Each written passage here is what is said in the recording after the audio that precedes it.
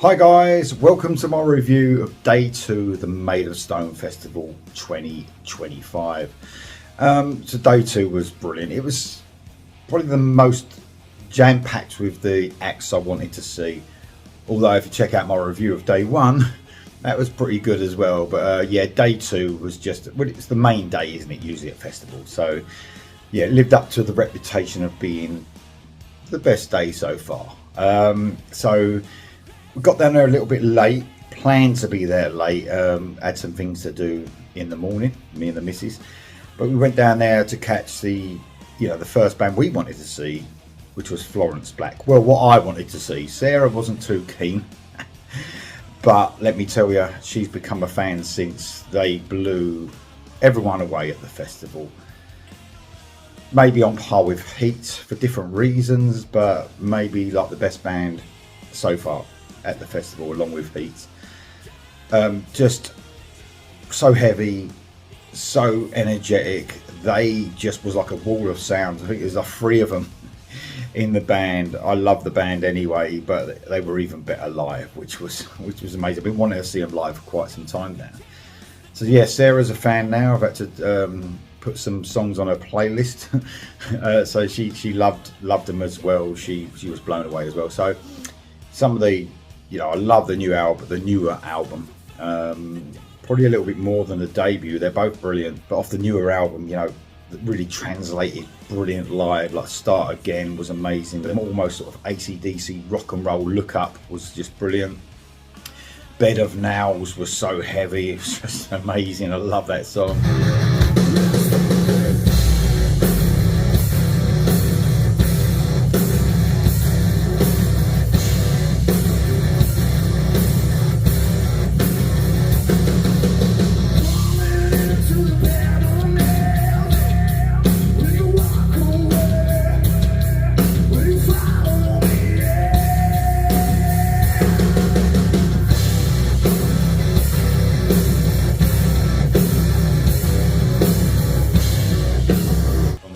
And when they did the older songs as well, Zulu went down so well, and of course the amazing Sun and Moon, which they did last, which had everyone going at the festival. It was just brilliant.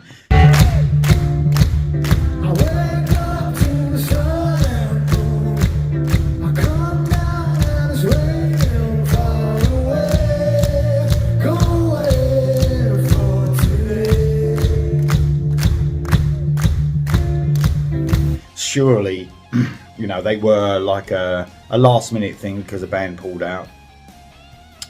Georgia Thunderbolts, one of the bands I wanted to see, pulled out. So they were probably lower on the bill than Florence Black were than they should have been, because they were just, instead of Georgia Thunderbolts. I think I'd love to see them come back to this festival and be higher up on the bill and have a bit more time, because man, they were brilliant. Managed to meet the band as well in the sign-in tent after the show. That was brilliant, because they, gave them big hugs and that. They recognised me, and it was just so much fun. Got a picture taken with the band as well, which was just brilliant. Also met other artists. Richard Mears from King Kraken, who was actually there just watching the bands for the day. I met him along with their manager, Kerry Davis. Had a photo taken with them. That was brilliant, just seeing that. I love King Kraken. I've covered their music this year, obviously quite a bit as well. So that was brilliant, bumping into Richard. And also Ben Wells was out just by the side of the stage earlier on. Met him from Black Stone Cherry, of course, guitarist. What a great guy he is, and man, more of Black Stone Cherry later. And we caught Sophie Lloyd. What an amazing talent guitarist Sophie Lloyd is. She blew everyone away as well at the festival. Really popular at the festival. Some great guest vocalists along with her as well, including of course Nathan James, one of my favourite rock singers. When he come on and done Fall of Man, I just loved it. He sounded amazing.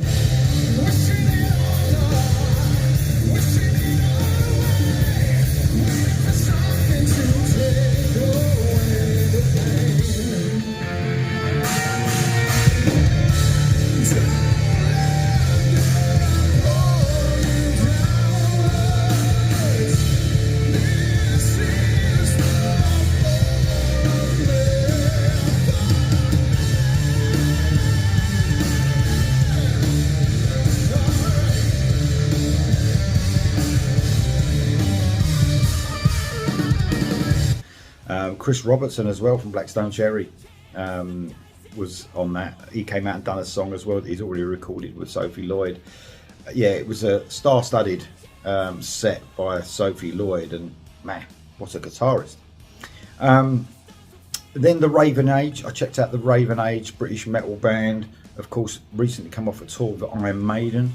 Really good performance. I think some of their complex arrangements when it comes to the live situation are a little bit lost. You know, they are quite a complex band when it comes to especially the guitar work and stuff like that. So although I think they put on a really good performance, I think it's sometimes lost a little bit in that live situation. But you know, they went down really well, and I really enjoyed the band as well. So great band.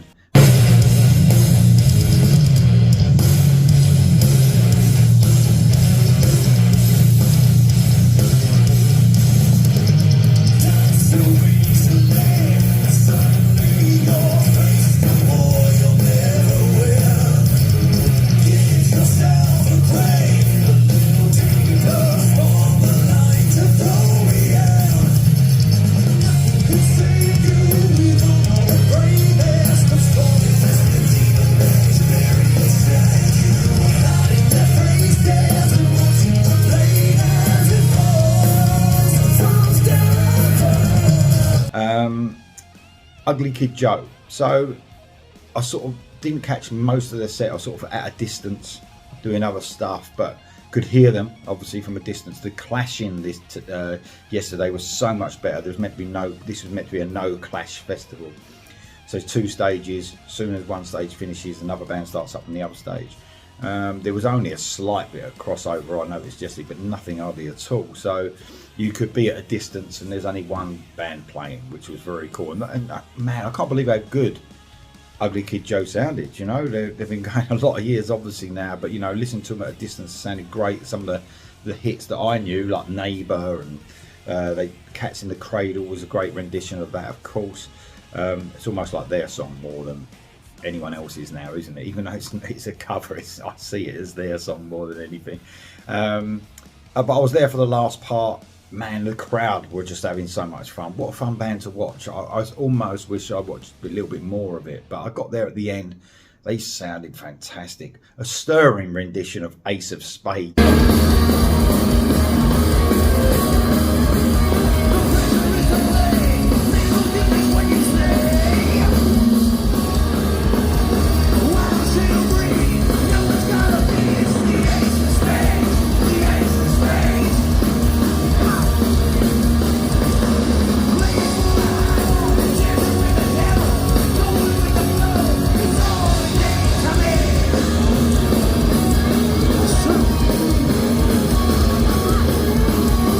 As well in the middle of near the end of their set, got everyone going, and of course they finished with Everything About You, and that was so much fun to watch. I know there's so many more better songs from the band, but it was so much fun to watch everyone bouncing about to listening to that. They sounded great.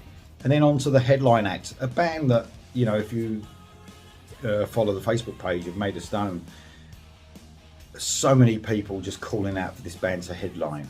And you can totally understand why. They were amazing. They really were. I know it's an old saying, like having the crowd in the palm of their hand, but man, they certainly did. There's so much truth behind that last night. Everyone was just fixated on the band, getting into everything they'd done, and the set just got better and better as it went on, as it should do.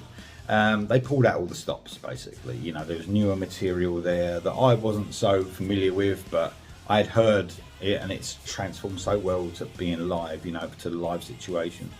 And of course, then you have the classics, the usuals, the White Trash Millionaire, A Lonely Train, which I absolutely love.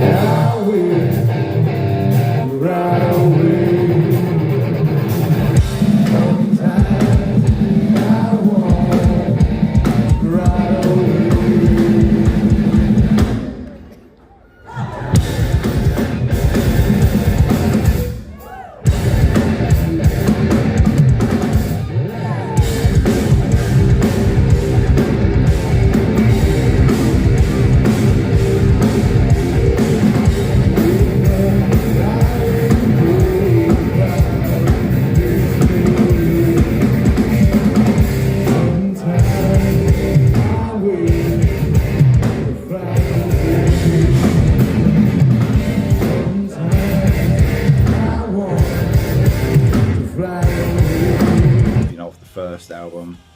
A really emotional rendition of Things My Father Said, with Chris Robertson at the beginning, almost bringing that emotion even more. You know, obviously we know what the song's about, but man, I mean, me and Sarah, my wife Sarah, both lost our dads, so it really hit home. Like bad. You know, it was quite an emotional moment, it really was. You know, some of the older material, I know they've played it time and time again, they're probably sick of it as well, but it really, obviously, as it always goes down so well. Probably my favourite song from them, Rain Wizard, it was just, oh, it was really fucking heavy and cool and everything I wanted to see. I just couldn't wait to hear that song. I was so excited when I heard they were playing it. Here comes the rain!